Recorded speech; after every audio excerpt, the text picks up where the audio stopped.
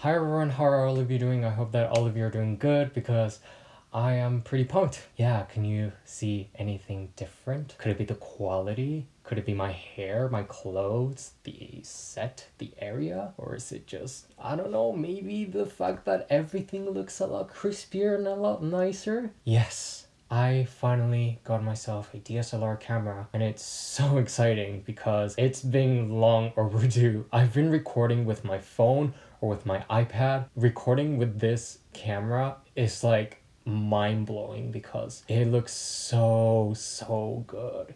I don't even know how to describe it. It's something that I wanted for a very long time, but I don't know, I guess the time is now for me to finally upgrade. I guess we could consider this as a birthday present for my YouTube channel because a few weeks ago it turned 5. So yeah, believe it or not, I've been doing YouTube for 5 years. That's really weird. So as soon as I got this camera, I didn't really know what to do, but I definitely knew that I wanted to play around with the camera. I realized that I haven't really talked about myself that much for a while, so I thought it was gonna be interesting for me to tell you facts about myself. So here are 25 facts about JuSong. I don't know why I spoke like this, but here we go.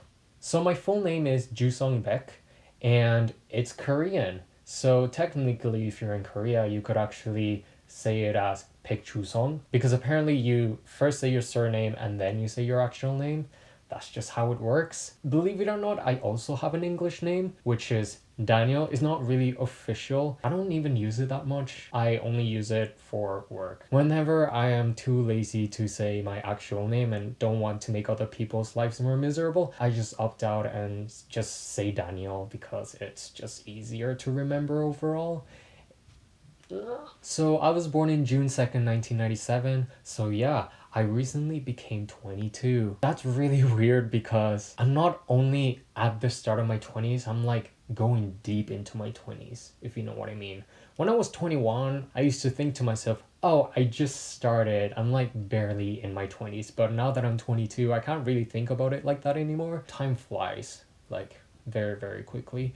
It's kind of scary to think about actually. So I was actually born in Korea and I lived there for 2 years, but to be honest, I don't really have any memory of me being in Korea. So most of my memories are actually in Mexico. I moved there when I was 2 and I've been living in Mexico for like almost my entire life. I actually moved out of Mexico in 2016 and moved into Edmonton, Alberta, Canada to study computing science at the University of Alberta. And I just finished my 3rd year of university, so at the moment I am in my summer break, which is pretty nice. So I can speak English, Spanish, and Korean, and technically Spanish would be my first language. I mean, it's supposed to be Korean because it's like my mother tongue or my heritage tongue. I don't know if that's even right or not. Basically, my parents are Korean, so I grew up learning Korean, but it's not really that good. It's actually my worst out of the 3. I can do very basic communication and that's pretty much it. I'm really bad at writing, and do not get me even started with, vocabulary, because I am very bad at that. So yeah, Spanish is my most proficient language, but given that I've been living in Canada for a very long time, my Spanish is actually kind of deteriorating because I've been using a lot of English. Most of my friends who I talk to in here, I speak in English. I don't really have a lot of friends who speak Spanish here. I would love to say that I know a little bit of French, but the most amount of French that I've learned is from Duolingo, and I don't really think that counts. Speaking of which, I haven't really used it for a very long time, so I'm really hoping that the Duolingo owl doesn't kill me in my sleep. So the instruments that I can play are the piano, the violin, the ukulele, and the hand flute, if that counts. I don't know if that actually counts or not.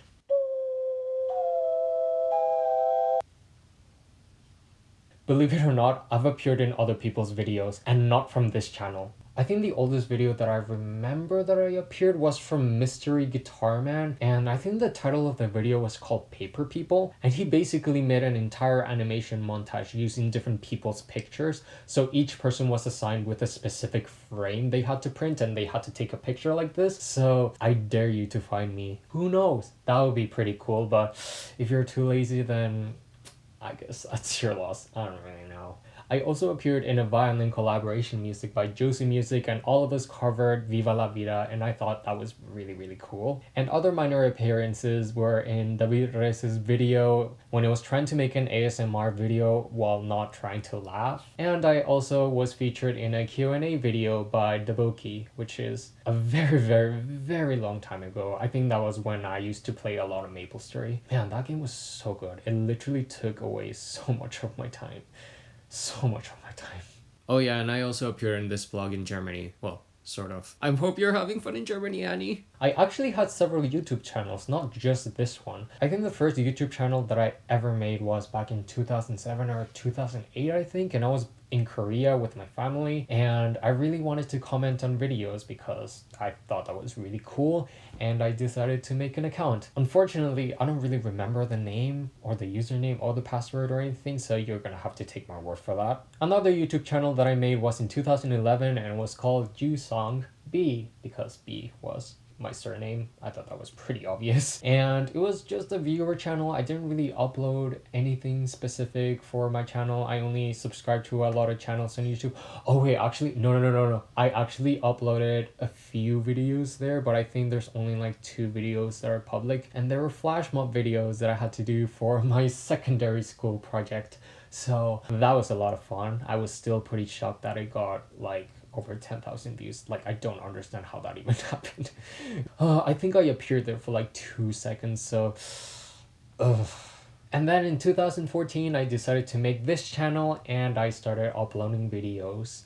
So yeah, here we are. But actually, I had another channel that I made after this back in December of 2018, which is pretty recent. And it was called Animation Wannabe. I'm gonna see if I can make at least a few videos and see if I like it. You never know. Yeah, I haven't really made any other videos on that channel, so... The first video that I uploaded ever in this channel was called Hi YouTube, and then in parentheses, first video. How adorable.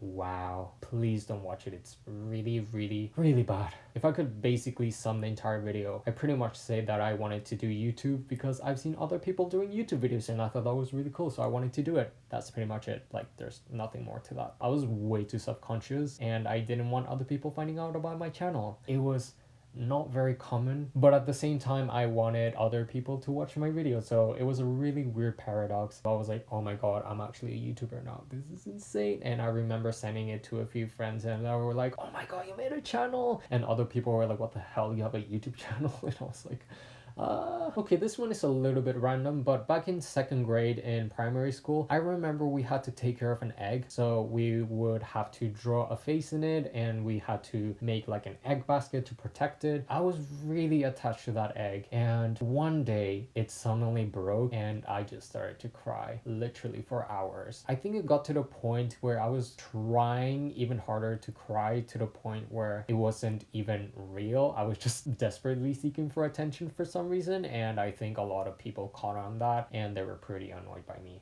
You know, many people on the internet have a lot of guilty pleasures that they like to watch on YouTube, and I'm no exception. And you might be wondering, what the hell do you watch? Well, it turns out I really like watching a lot of infomercial videos. The acting is absolutely ridiculous, the writing is so cheesy, and it just has the perfect formula where I can have an ironic appreciation and also just have a good time and mindlessly watch while I do my chores or other things. There are a lot of wild scenarios that happen and it's just the funniest thing ever. Like the easy cracker, seeing how people would fail cracking an egg just cracks me up. I'm not even sorry, I also like doing puns. But seriously, it just had the right level of cheesiness and humor, and it was weirdly entertaining, and a lot of times I actually wanted to buy their products, but I don't think I ever bought an infomercial product, and I think that's a good thing. I am indecisive as hell. Making decisions stress me out sometimes, and I always regret the choices that I make. That sounds really sad, but seriously, I don't know. When I choose this one, I regret it. If I choose this one, I regret it. If I don't do anything, I also regret it. So I'm just like, great. Great. I've only had 2 jobs in my life, and my first job was being a barista, and my second current job is at a Pokeball place. So I make a lot of salads, I make a lot of rice, and that's pretty much what I've been doing part-time and as of now full-time.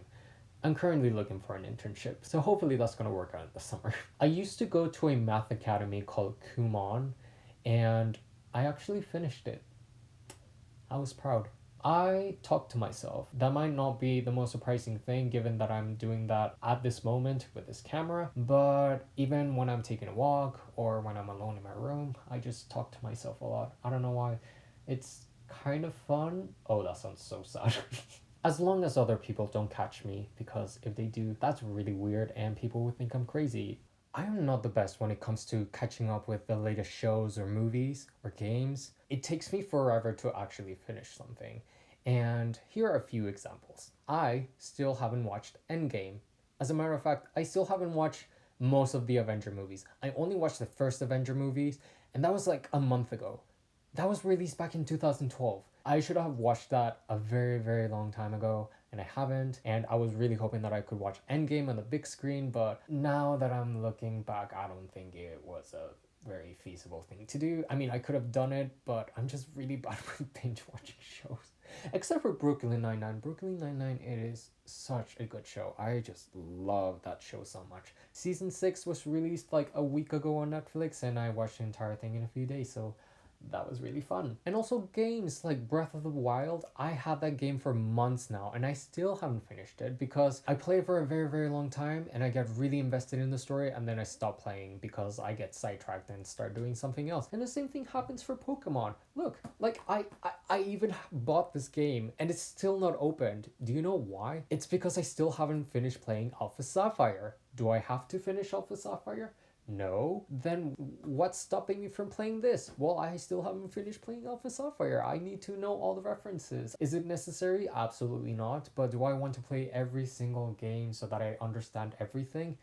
Yes. Like, I know it sounds stupid, but it's pretty much the same thing when it comes to me wanting to watch Endgame. I haven't watched all of the other movies. I still have like around 10 movies to watch. I can't proceed to do one thing if I haven't done all of the others. Something that's even more annoying is when I play a game and then I haven't played it for a long time, I am always inclined to restart. You can imagine how annoying it can be if I do that over and over and over and over again. It's a vicious cycle. I keep a regular journal and a dream journal, and I tend to pour in all of my thoughts and experiences in there because it's a very therapeutic way of me to verbalize or put all of my thoughts into like a piece of paper. Actually, not a piece of paper. I just write everything on my phone. And finally, buying this camera was one of my biggest investments, not only for YouTube, but for my entire life. Seriously, not only did I have to buy the camera, I also had to buy the camera lens and the tripod and like all of the other accessories and the SD cards. Honestly, I've never spent that much money in my entire life. I was shocked when I was like, holy shit, I actually spent like... And yeah, I think those are all of the facts that I wanted to say. I'm not very sure if they're actually 25, but I'm sure that you have learned more from me. Unless you know me in real life, then who knows? Anyways, if you like this video, you can give it a like and subscribe to my channel because I try to post as many videos as I can. I was thinking of posting another violin cover by an artist that I very much admire. So anyways, I hope that all of you have a nice day and I'm gonna see you guys later. Bye. Wow, the quality.